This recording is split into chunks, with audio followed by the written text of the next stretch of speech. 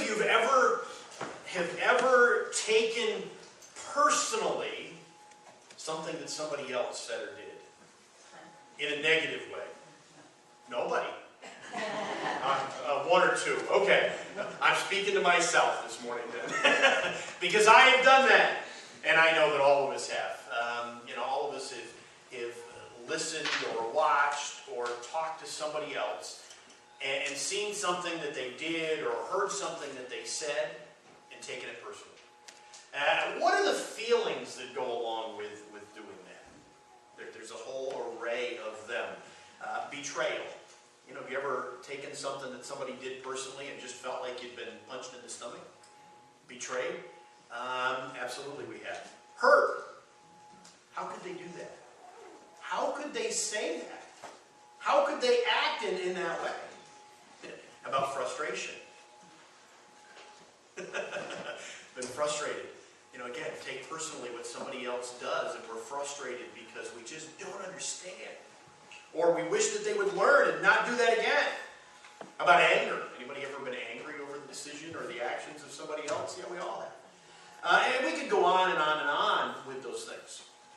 When we feel those things because we take personally what somebody else says or does, and we have those type of feelings, how do we deal with them? How do we deal with them? Well, I know what I'd like to say because I'm standing in church this morning.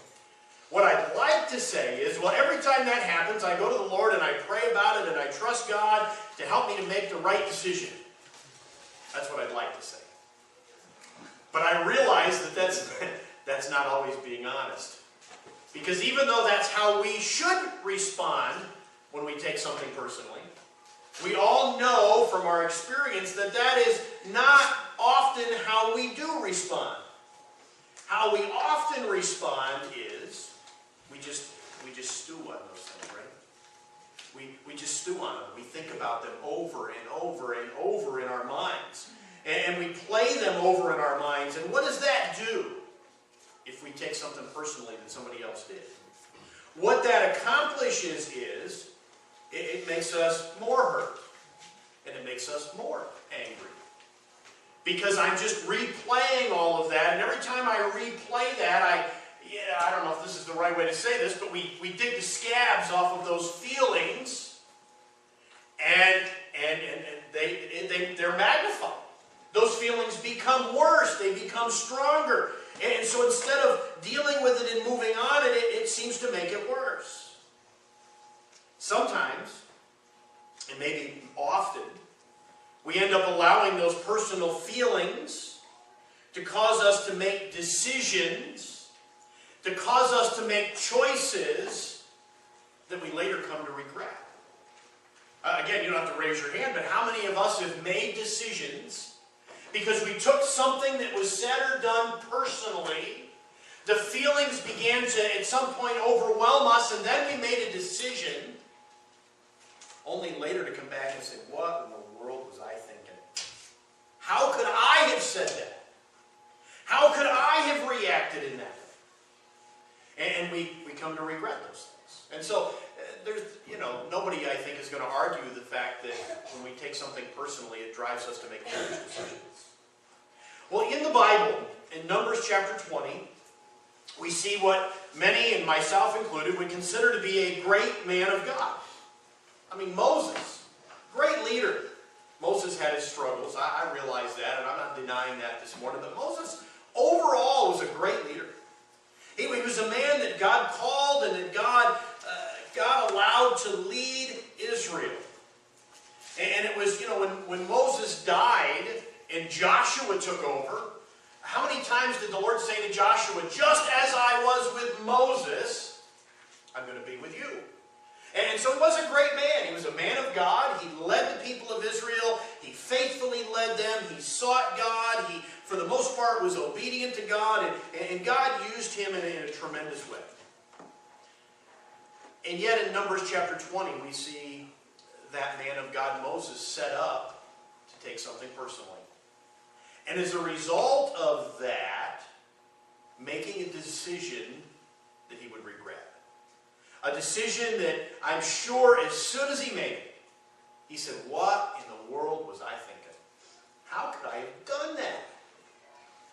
Before we get to that, and we're only going to spend just a few minutes on that actual decision, but before that, in my opinion, I think we need to go back and get a little background. And I know this is very familiar, and so it's like probably watching a movie a second or third time. But I think if we're going to understand what Moses did and why he took things personally, I think we need to back up and just get a quick history of Moses' life. And so, if in your mind, follow along as we do that. Moses was a man that was chosen by God from the beginning to deliver the children of Israel from their 400-year period of slavery in Egypt. And Moses was chosen by God from the beginning. And Moses' mom recognized that. If you remember, when Moses was born, what was going on with the baby boys born in Egypt? They were thrown in the river, and they were drowned. And when Moses' mom looked at Moses at his birth, she knew in some way that God had chosen him. And it doesn't tell us exactly how, but, mother's intuition, whatever it was, she recognized that this young baby was chosen by God. And so we saw Moses being miraculously protected by God. And he was raised in the Pharaoh's house. What an interesting turn of events. A baby boy that should have been thrown in the river and drowned because the Pharaoh was afraid of the Jewish people is now raised in the Pharaoh's house. God miraculously protected him. And not only did God protect him, he allowed him to be taken care of by his own mother. What an interesting turn of events in the book of Exodus. Moses grew up, as I said, in the Pharaoh's house. And at some point, and I don't know when, at some point Moses himself recognized that he was to be the deliverer of Israel. He was to be the deliverer of Israel. At some point he knew that. And at some point he stepped out on his own to deliver Israel, and he failed miserably. And he was run off. He was probably about 40 years old when that happened. He was run off because now the Pharaoh and those in Egypt are looking to take his life. And so he goes out and he becomes a shepherd for 40 years. And for 40 years he's following sheep around the wilderness. And he's tending sheep. So now at about 80 years old, God calls out to him from a burning bush. And God said, Moses, I have chosen you to go and to deliver my people from slavery in Egypt. And Moses responds, can't do that. Can't do that. I can't talk. Nobody's going to listen to me. And you're familiar with that account. Eventually, God says, okay, take Aaron. Aaron will be the spokesman. You'll be God to Aaron, but Aaron will talk to the people, and he'll be with you. And so, eventually, Moses and Aaron go. And Moses and Aaron go before the Pharaoh in Egypt. And again, to make a long story short, God miraculously uses them to deliver the Jewish people. And you're familiar with the 10 plagues and all of that. And so God uses Moses to deliver the people. And now they're out of Egypt. And now they're leaving Egypt. And they come to the Red Sea. And you know what happens at the Red Sea. The Egyptian army is now behind them. And they're standing before the Red Sea. And the people, again, begin to cry out to Moses. And this becomes a familiar theme. They begin to cry out to Moses, what are you doing? You brought us out here to kill us in the wilderness? How could you do that, Moses? And Moses asks God, what am I going to do? And God says, take the rod, hold it out over the sea, and I will make dry land. And so Moses does that, and just an amazing, miraculous event takes place. And God uses Moses to cause the waters to part, and there to be dry ground, and the people go through, all of Israel goes through on that dry ground, and then he holds the rod up again, and what happens? The Egyptian army is all drowned. And God did an amazing thing, and God did that for a couple of reasons. One, to protect his people. But I think there was an even bigger reason than that. God wanted them to always look back on that event as something that God did for his people that they could learn from and trust him. And many times in the Old Testament, when the Jewish people failed to trust God, the prophet or the spokesman of God often said, remember what God did at the Red Sea. Moses was a part of that. And so that was to be an encouragement to the people that God would protect them and God would deliver them.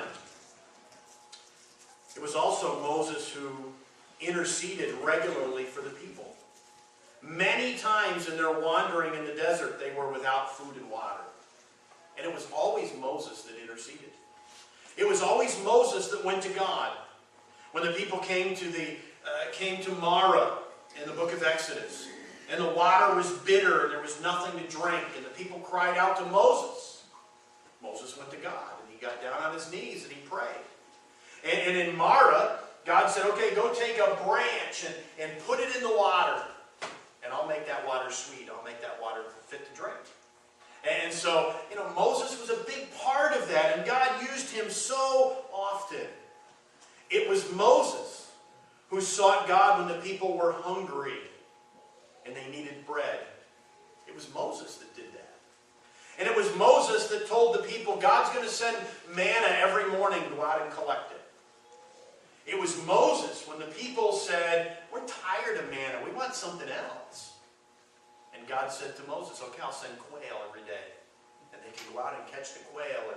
And it was Moses that interceded. And it was Moses that God used to provide food for the people. It was Moses in Exodus chapter 17 when the people were without water. And it was Moses that interceded, and God said, take the rod and strike the rock.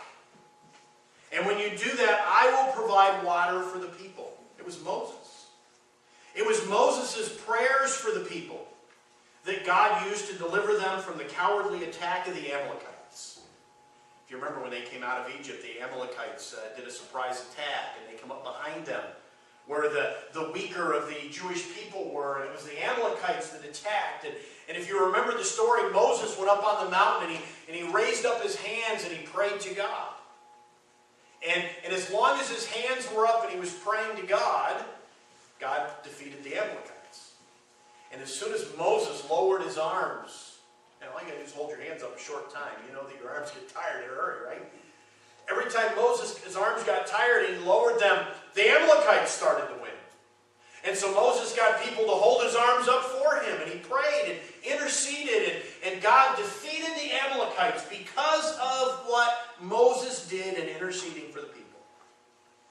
It was Moses who was listening to the people in dealing with all of the problems that they had on a day-by-day basis. And if you remember that account, Moses was exhausted.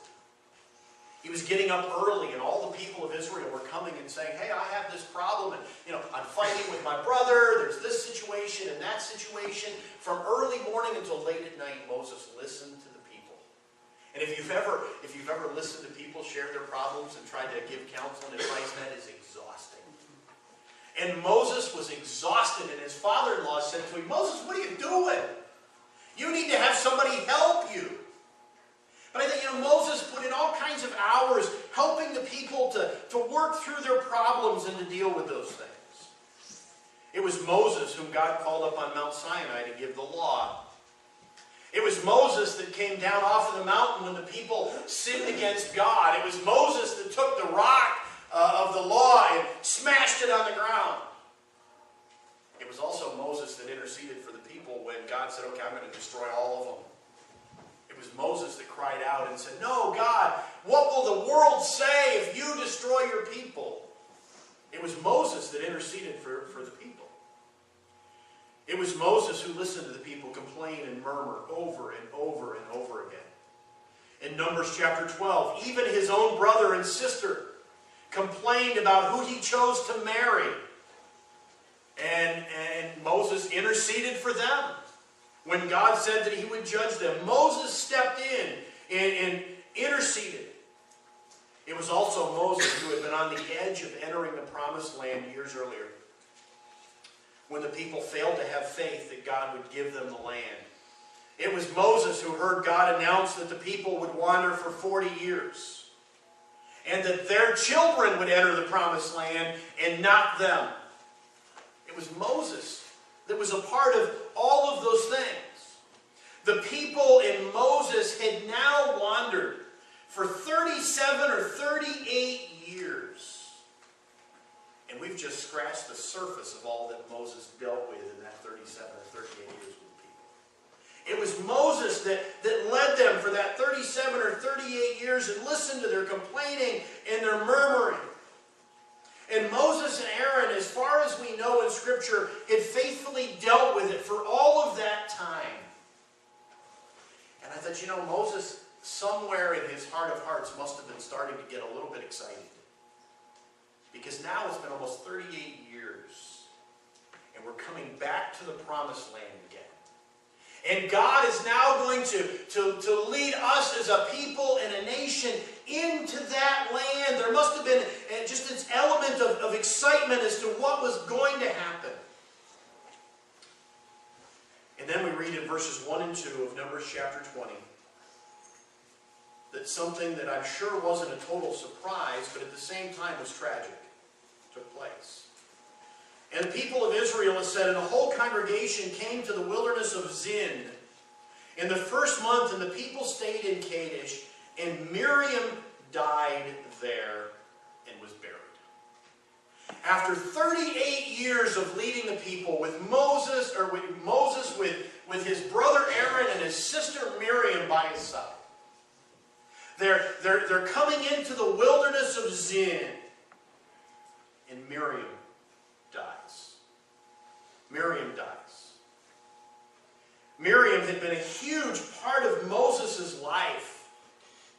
She was the one that God used when Moses was a baby to allow his mom to take care of him in the Pharaoh's house. Moses and Miriam, no doubt, had been close all through this period of time. And now she's gone. Now, anybody here that's ever lost a loved one, you know the range of emotions that you go through when that happens. I mean, the emotions are just, they're all over the place. And you know that. I don't have to tell you that. And that loss and that range of emotion that Moses most certainly was struggling with, because he's a human being just like us. There's no question in my mind that set Moses up to make a foolish decision. That set Moses up to make a foolish decision. To do something that he had never done before. And that is to take personally the unbelief of the people of Israel.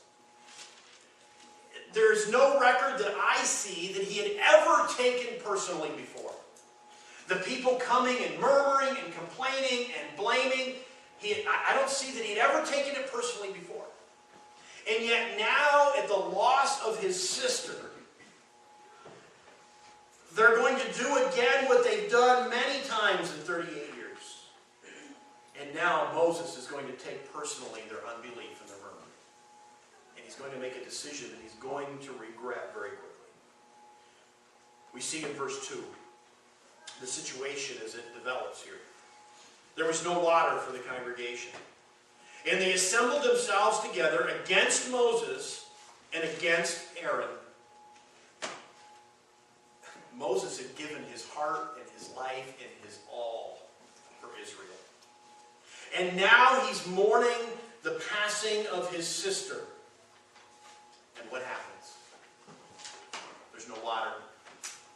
There's nothing seemingly for the people to drink. And they come to Moses.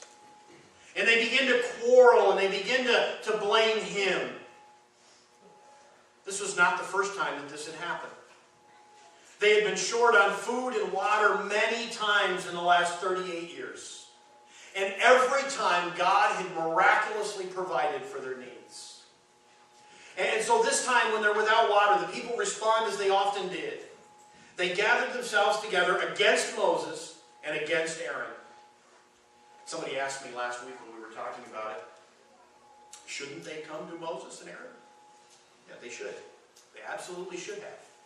Coming to Moses and Aaron was the right thing for the people to do here. They were the ones who interceded with God on behalf of the people.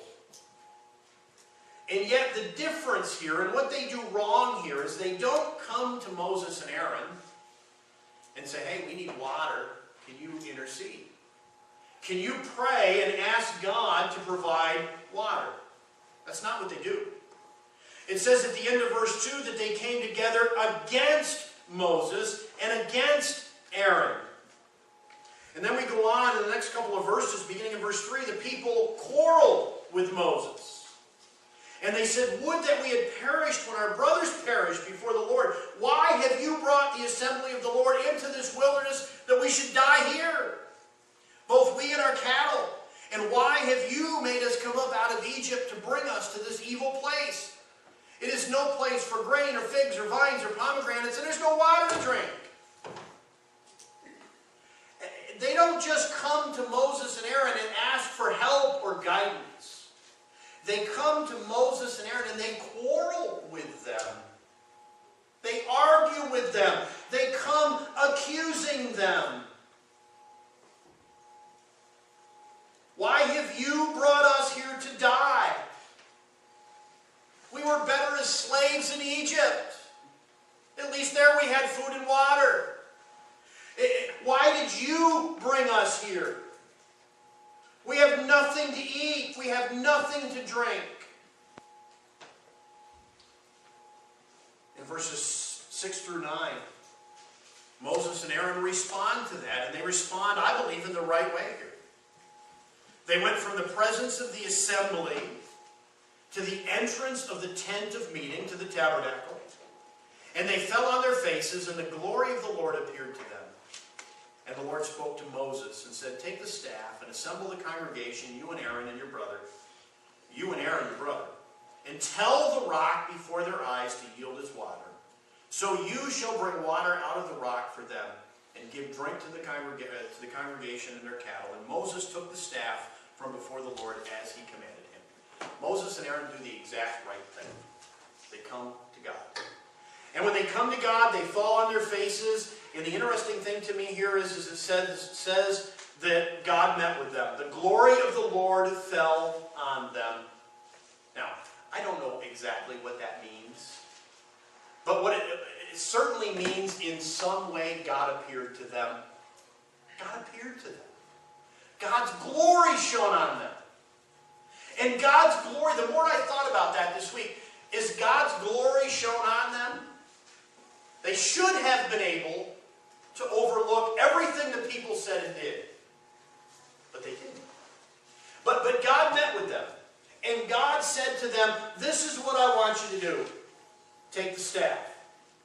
If I'm not mistaken, the staff that they're taking here was present in all of the miracles that God did through Moses. He said, take the staff, assemble the congregation of the people together, and tell the rock who is before them to give forth its water. And when you tell the rock to give water, water will come out of the rock, and you can water the whole congregation of the people. God told Moses and Aaron exactly what he wanted them to do. In verse 10, notice what Moses and Aaron did. Moses and Aaron gathered the assembly together before the rock, just as they should have done. And Moses, said to them, hear now, you rebels. Shall we bring water out of this rock for you? And Moses lifted up his hand and struck the rock with his staff twice, and water came out abundantly. And the congregation drank and their livestock. And the Lord said to Moses and Aaron, because you did not believe in me, to uphold me as holy in the eyes of the people of Israel, therefore you will not bring this assembly into the land that I have given them. Moses stands up before the people. And he looks out at the people. And I'm reading between the lines here to some degree. But he looks out over the people. These are the people that he has interceded for, he's pled with, he has given every ounce of his strength for 38 years for them.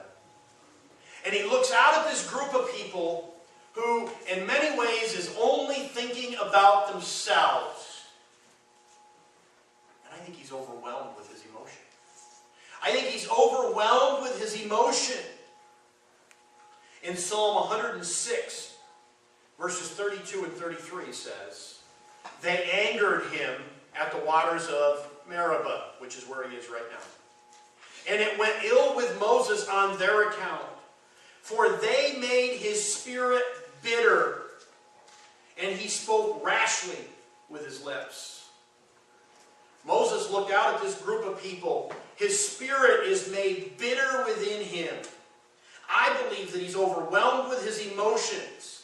He took personally their hard-heartedness and their unbelief. And his emotions took control. And he made what I would call a stupid decision. He made a foolish choice.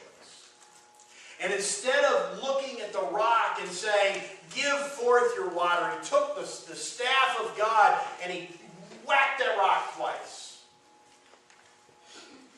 It was interesting to me in my mind to compare the difference between Moses' response and God's response. God's response is very gracious here and very merciful. God looks at the people, and even though Moses is disobedient, God gives them water. God provides for their needs. God had promised to provide for their needs, and God does provide for their needs. But God looks at Moses, and he looks at Aaron, and he says, because you didn't believe in me, because you did not uphold me as holy in the eyes of the people, your decision has cost you the opportunity to go into the promised land. You've led the people for all of these years, and I'm getting ahead here, but you will now look at the land, but you'll never enter it, because you have sinned against me in not being obedient to what I told you to do. And Moses very quickly regrets the foolish decision that he made. As we close this morning and get ready to gather around the communion table, how many of us have done the same thing Moses did? How many of us have done the same thing? We took something personally. We were overwhelmed with our feelings and our emotions. And we reacted based on those things rather than what we knew God wanted us to do. And how often have we regretted that decision? How often later have we looked back and said, I only wish. I just wish I had done what I knew was right. Instead of what my emotions, based on the offense that I felt, made me, or at least caused me to do. The lesson in this for us today is that when we begin to become overwhelmed with our emotions, when we begin to take some offense personally, the lesson is that we need to stop. And we need to say, Lord, give me strength. Give me strength and help to do what I know is right. What if Moses, as he stood before the people and became overwhelmed, and in his heart and his mind and said, God, help me to do the right thing here. Help me to just do what you told me to do. How much difference was there between striking the rock and saying, water come out? Such a small difference. Such a small difference in the decision that he made. And such a huge impact. And you and I need to stop when we get to that point. And we need to pray. We need to say, Lord, help me, strengthen me. And then we need to not open our mouths. We need to not take one step in making that decision until we can do what we know God has instructed us to do. Let's take a moment and bow for prayer. Our God and Father, I thank you for the lesson that you give us through this man of God in the Old Testament. And Lord, if Moses can make a foolish decision based on personal offense and emotion, we can do the same thing. And we have. Lord, I pray that you would help us when we find ourselves in that situation to be able to take a step backwards, and to stop moving in the direction that we're moving in until we have your strength, until we have the boldness and the peace that can only come from seeking you. And Lord, keep us from making the same type of decision and seeing the same type of results. Help us to move ahead in obedience to you. We thank you in Jesus' name.